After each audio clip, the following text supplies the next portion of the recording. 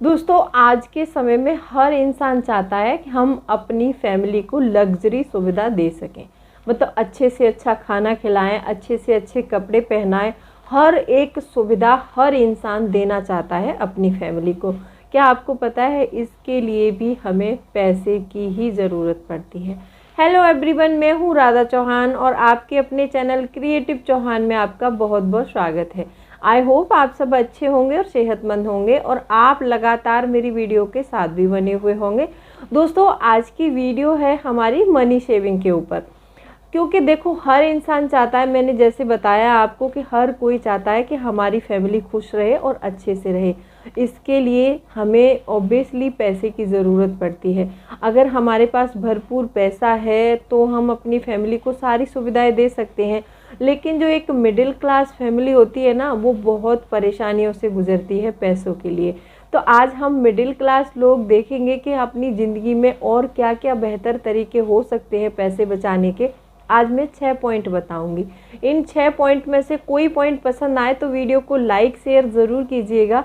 और अभी तक आप लोगों ने अपने इस क्रिएटिव चौहान चैनल को सब्सक्राइब नहीं किया है तो आपसे एक रिक्वेस्ट है, प्लीज़ सब्सक्राइब करिए अपने इस चैनल को और बेल आइकन को भी ज़रूर प्रेस कर दीजिएगा ताकि ऐसी ही इंटरेस्टिंग वीडियो की नोटिफिकेशन आपको मिलती रहे।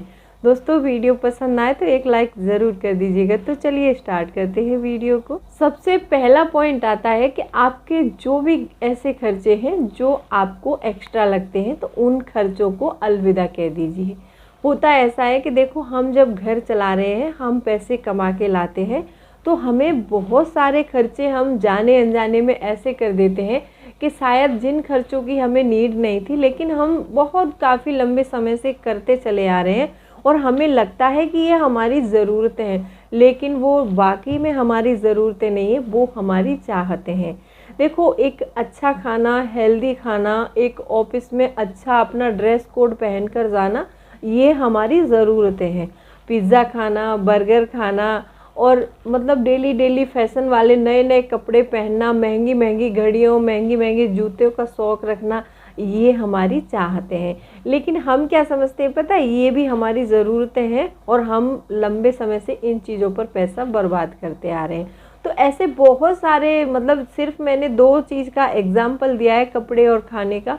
बहुत सारे ऐसे खर्चे होंगे आपकी लाइफ में जो आप काफ़ी लंबे समय से कर रहे हैं लेकिन उनको करके आपको कुछ भी बेनिफिट नहीं हो रहा है। तो उन खर्चों को कट करेंगे तो शायद आप अपनी फैमिली को एक जो नई सुविधा देना चाहते हैं, जो एक लग्जरी सुविधा देना चाहते हैं, वो आप दे सकते हैं। दूसरा पॉइंट आता है कि घरेलू खर्चों को सीमित करें। देखो, आजकल हम लोग क्या करते हैं पता है, बिना बजट के घर चलाते हैं। जब हम बिना बजट के घर चलाते हैं तो बहुत सारा पैसा खर्च हो जाता है। तो हमें घरेलू खर्चों को सीमित करने के लिए हमें एक अच्छा बजट बनाना चाहिए। और यदि हमारी जॉइंट फैमिली है और अर्न करने वाले भी 2-3 हैं तो अकेले खर्चे उठाने की बजाय उन खर्चों को आपको डिवाइड करना चाहिए। जैसे मान लो दो पर्सन अर्न कर रहे हैं तो आप 2 जगह खर्चे डिवाइड कर लो कि आधा खर्चा आपका और आधा हमारा। तो ऐसे आपके पैसे ज़रूर बच सकते हैं।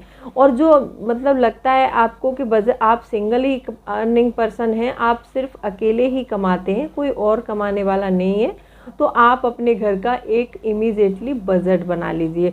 बजट बनाने से काफ़ी सारे पैसे बचते हैं। अच्छा, एक बात और ध्यान रखना, जब भी बजट बनाओ तो अपनी फैमिली में चर्चा करके बनाओ।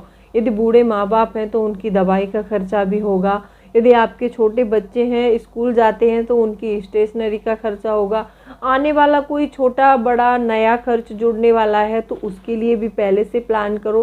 तो ऐसे करके हर महीने आप एक बजट प्रिपेयर करके अपने घर को चलाएंगे तो आपके घर के जो खर्चे हैं ना, वो खुद ब खुद सीमित हो जाएंगे।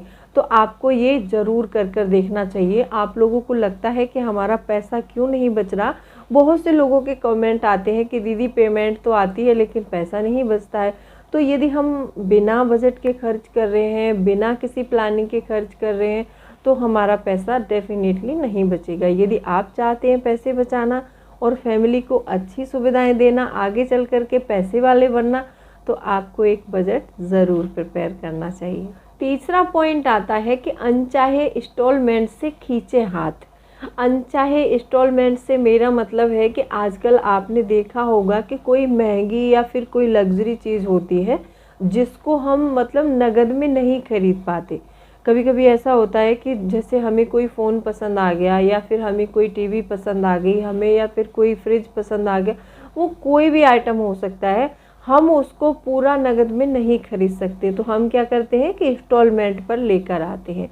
लेकिन जब हम इंस्टॉलमेंट पर जो चीज़ें खरीद कर लाते हैं ना, तो वो हमारे लिए सही नहीं है। वहाँ पर क्या होता है कि जब हम इंस्टॉलमेंट में खरीदते हैं चीज़ें, तो वो पहले ही ब्याज जोड़ देते हैं और उसके बाद उसकी किस्त बना देते हैं। आप जो चीज़ नगद में 1,30,000 की मिल सकती है, वही चीज़ आपको जब इंस्टॉलमेंट पर हम लेते हैं तो उसका रेट कम से कम 15,000 रुपये बढ़ जाता है।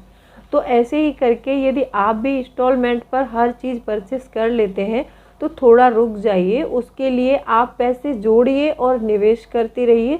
जिस दिन आपको लगे कि मेरा पैसा इतना सफिशिएंट अमाउंट हो गया है, मैं उस चीज़ को परचेस कर सकता हूँ, आप उसको परचेस कर लीजिए।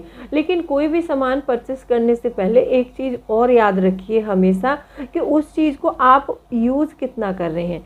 अगर एक साल में 365 डेज होते हैं, आप उस चीज़ का यूज़ हर रोज़ कर रहे हैं, तो आप उस चीज़ को खरीद सकते हैं। अगर आपको लगता है कि इस चीज़ का एक मंथ में सिर्फ मुझे एक बार नीड होती है या फिर 2 बार नीड होती है, तो ऐसे टाइम में आप वो चीज़ रेंट पर भी ले सकते हैं, उसको परचेस करने की कोई ज़रूरत नहीं है।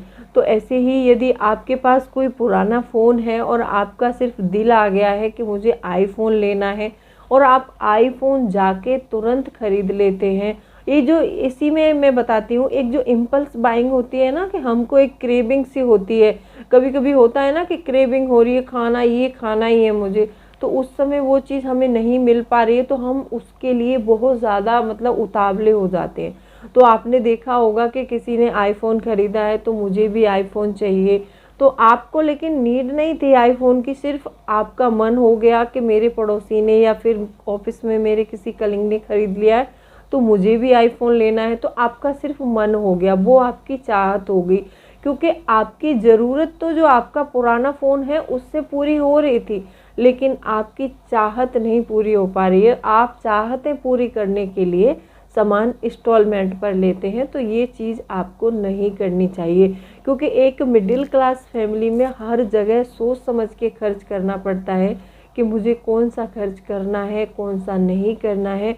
यहाँ पर आपको अपनी बेसिक नीड और वांट्स को ध्यान में रखते हुए खर्च करना चाहिए। तो यदि आप भी ऐसा ही करते हैं, आप भी अपने ऊपर इंस्टॉलमेंट पर इंस्टॉलमेंट बढ़ाए जा रहे हैं, तो आपको ये नहीं करना होगा, इसको यहीं स्टॉप कर दीजिए, तो आपका पैसा ज़रूर बचेगा। चौथा पॉइंट आता है कि सही जगह करें निवेश। देखो, निवेश के लिए आजकल बहुत सारे ऑप्शन हैं, लेकिन हमें सोच समझकर और सही जगह निवेश चुनना बहुत ज़रूरी है। आपने देखा होगा कि आजकल सोशल मीडिया पर जो है, ये जो आपने देखा होगा कि ट्रेडिंग बहुत डिमांड में चल रही है।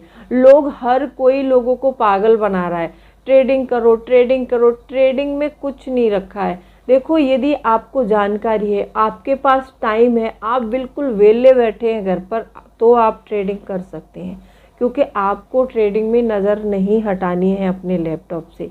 यदि आपको लगता है कि आपके पास टाइम भी नहीं है, आप ऑफिस वर्क करते हैं, आपको रात में भी इतना टाइम नहीं मिलता कि जितना मतलब शाम को होता है ना, किसी की सुबह 8 से 9 जॉब होती है, किसी की 8 से 8 होती है, तो टाइम नहीं मिल पाता है लोगों को। तो आपको लिए इस समय में SIP बहुत अच्छा ऑप्शन है, अगर आप शेयर मार्केट में निवेश करना चाहते हैं तो। यदि आप एक सिक्योर निवेश करना चाहते हैं तो आप पोस्ट ऑफिस में FD कर सकते हैं, और भी बहुत सारी सरकारी स्कीमें ऐसी हैं कि आप वहां पर निवेश कर सकते हैं। देखो, यहाँ पर सरकारी निवेश जो होते हैं उनमें आप ज़्यादा रिटर्न कमाने की उम्मीद नहीं रख सकते वहाँ पर, लेकिन वहाँ पर आपके पैसे की सिक्योरिटी पूरी रहेगी, आपका पैसा कहीं जाने वाला नहीं है। यदि आपने किसी के कहने पर आके, किसी के बहकावे में आके शेयर खरीद लिए, शेयर मार्केट में निवेश कर दिया, तो वहाँ पर जितना हाई रिटर्न मिलता है, वहाँ पर रिस्क भी उतना ही ज़्यादा होता है। और एक जो फैमिली होती है ना, एक जो नॉर्मल फैमिली होती है, वो रिस्क लेने के लिए कभी तैयार नहीं होती, क्योंकि उन्होंने वो पैसा बहुत मेहनत से कमाया है। तो आप क्या कर सकते हैं कि आप अपने पैसे को डाइवर्सिफाई करके निवेश करिए। आप कुछ पैसा अपना सरकारी स्कीमों में लगाइए, जो गवर्नमेंट स्कीम है, पोस्ट ऑफिस में, बैंक में, और कुछ हिस्सा आप थोड़ा सा जो है शेयर मार्केट में निवेश करते हैं। शेयर मार्केट में निवेश तभी करना है जब आपको जानकारी हो। यदि आप सही निवेश का चुनाव करते हैं तो आपके पास पैसा ज़रूर बचेगा। छठवां पॉइंट आता है कि अपने तकनीकी खर्चों को कम करें। जैसे मैंने बताया आपको कि बहुत सारे घरों में खर्चे ऐसे होते हैं कि जो लंबे समय से हम करते चले आ रहे हैं। तकनीकी खर्चों में आ जाता है हमारे मोबाइल के रिचार्ज ज़्यादा करना, या फिर कोई नया मोबाइल परचेज़ करना, या फिर कोई नया लैपटॉप करना। हाँ, यदि आप काम करते हैं, आपको पता है कि मैं लैपटॉप से काम करके कम से कम एक से मतलब कितना भी कमा रहे हैं आप, मंथ में इतना पैसा कमा रहे हैं कि आपके खर्चे चल पा रहे हैं। यदि आपको नीड है तो ही आप मोबाइल खरीदिए, लैपटॉप परचेस कीजिए। आप अदरवाइज़ गेम खेलने के लिए या फिर शौक़ के लिए ये सारी चीज़ें इंस्टॉलमेंट पर और ये सारी चीज़ें परचेस मत करिए। इन पैसों पर पैसा वेस्ट नहीं करना है। एक हमेशा अपने घर में लाइट बिल पर बहुत ध्यान दीजिए। आपने देखा होगा कि हम थोड़ी सी चूक करते हैं तो बहुत सारा लाइट बिल आता है। अभी इस समय गर्मियाँ हो रही है तो गर्मियों में लाइट बिल ज़्यादा आता है, क्योंकि हम लोग एसी का यूज़ करते हैं, फ्रिज का यूज़ करते हैं, बहुत सारे अप्लायंसेस होते हैं घर में जिनका हम यूज़ करते हैं। चलो वो तो रही हमारी नीड है, क्योंकि एसी चलाना ये हमारी नीड है, फ्रिज चलाना भी हमारी नीड है, क्योंकि बहुत सारी सब्जियां वगैरह ख़राब हो जाती हैं तो वो भी हमारा एक पैसे का नुकसान ही होता है, तो उसमें हम देख सकते हैं। लेकिन कहीं जहाँ हम हैं वहाँ भी फ़ैन चल रहा है, जहाँ कमरे में कोई नहीं बैठा है वहाँ टीवी चल रही है, लाइट भी ऑन है, फ़ैन भी ऑन है। अगर ऐसी ही हम करते रहेंगे तो हमारा लाइट बिल बहुत ज़्यादा आएगा। और तकनीकी खर्चों में एक खर्च ये भी आता है कि आपने यदि अपने घर में वाईफाई लगा रखा है और उस वाईफाई का यूज़ आप अपने घर में यदि नहीं करते हैं तो आपको उतना ही कम रिचार्ज करवाना चाहिए। हमेशा मैंने कई बार देखा है कि लोग 6-6 महीने का रिचार्ज करवा लेते हैं, लेकिन यूज़ उतना है नहीं, फिर भी वो बाहर जाते समय मोबाइल में रिचार्ज करना ही पड़ता है। तो यदि आपका ये एक मोटा खर्च है, इस खर्च में यदि पैसे बचाना चाहते हैं तो आपको हर टाइम हर चीज़ का ध्यान रखना होगा, तो आपके पैसे ज़रूर बच सकते हैं।